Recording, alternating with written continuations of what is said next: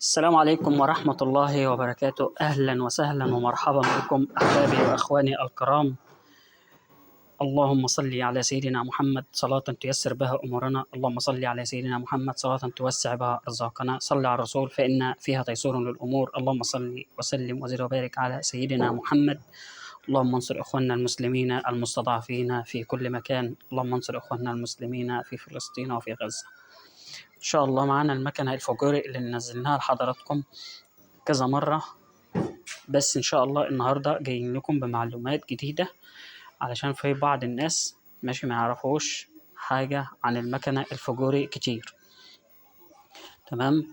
المكنة دي زيها زي التي في اس، ويمكن يكون حاجة أعلى من التي في اس، ولكن سعرها في المتناول. المكنة النهاردة ظهر لنا فيها حاجة كده بس بسيطة علشان نعرف اخواتنا وحبايبنا عليها. ماشي، معرفش ممكن يكون موجود في مكان وفي مكان لا. تمام. الموديل القديم كان الشكمان اسمر، تمام، زي الموتور كده. النهارده المكنه اللي هي 2024 نازله كلها نواكل، والاكسدام الرفرف. تمام. الموديل 24 الرفرف بتاعه نيكل، لان كان في حد كلمني قال لي ان التاجر عايز يديني المكنه ماشي كلها نواكل ما عدا الرفرف، عايز يدهوني اسمر. طبعا 2024 مفيش رفرف اسمر. تمام. لان الرفرف الاسمر ده ما شاء الله بيدي شكل وجمال للمكنه. تمام. بس عندنا المشكله بس في الشكمان، ان في المنطقه دي حصل اصفرار. تمام. وبرضه لو جينا نبص للشكمانات السمراء في المكن الفجوري بالذات، ممكن الاسمر برضه مع الوقت يقشر الشكمان بالذات. تمام. بس سبب الاصفرار ده سخونيه زياده. ماشي. معلومه برضه هقولها لاخواتي وحبايبي الكرام. تمام. هقول لكم عليها دلوقتي. طبعا المكنه واقفه على الحمال الكبير. تمام. حمال النص. طبعا المكنه لها العلبه بتاعتها موجوده اهي، بس احنا بنعمل لها صيانه دوريه كده وتنظيف. العلبه هي طبعا العلبه دي مهمه جدا، بتحافظ على الجنزير، وبتحافظ لو راكب وراك مثلا زوجتك او اختك او كده. تمام. حد لابس عبايه جلابيه اي حاجه من دي، طبعا دي بتحافظ على ان العبايه والجلابيه ما يخشوش في الجنزير. ونخلي بالنا يا جماعه من الموضوع ده جدا جدا.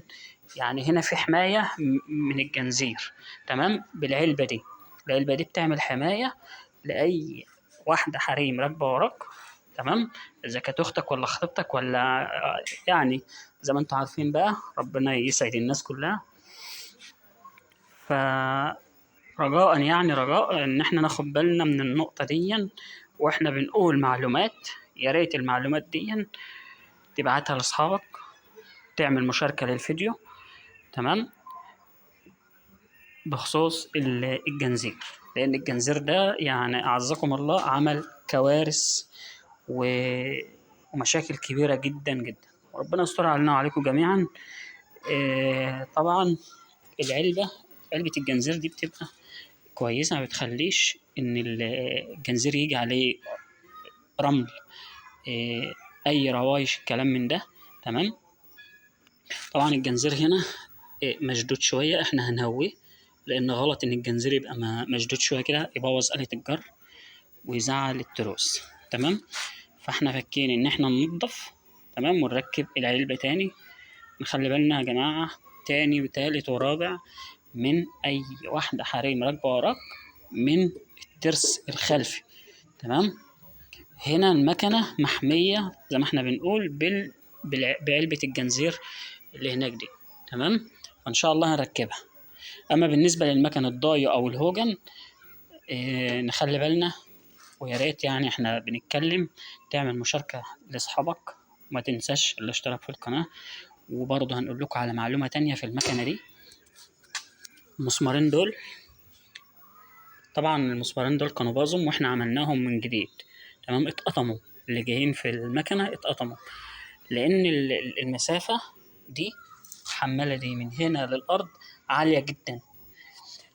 فممكن لما تجيب المكنة إن أنت تلحم فيها حتة حديدة مثلا بمقدار 4 سنتي في الجزء في الحمال اللي هو الجنب ده هنا، تلحم حتة حديدة بحيث إن أنت لما تيجي توقف المكنة ما تبقاش محملة على الجزء ده.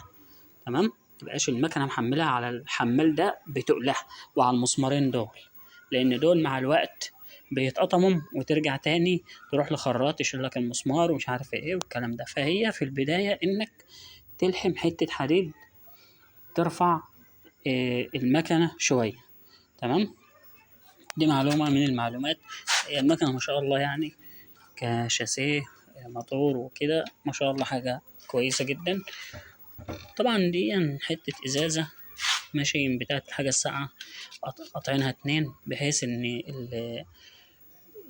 الخرطوم ده ماشي اللي هي الضفيرة، طبعا ده خرطوم وفي قلب الضفيرة.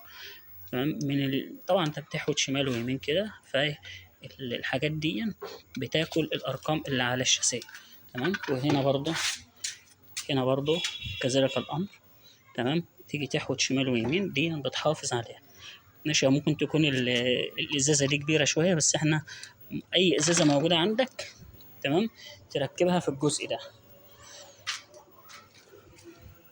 طبعا المكنة دي ببوجيه واحد. تمام، كل حاجة قدام حضراتكم هي ماشي. وزي ما قلت لكم في ناس كتير بتسألني على السعر 41 ونص ده. اه احنا في 2024 احنا في شهر 8.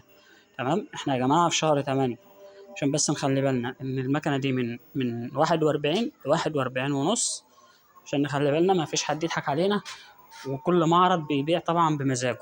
تمام، وفي ناس تسألني انت جايبها بكام؟ انا ممكن اقول لك انا جايبها بكام وكل حاجة، بس المشكلة ان كل منطقة ماشي بسعر.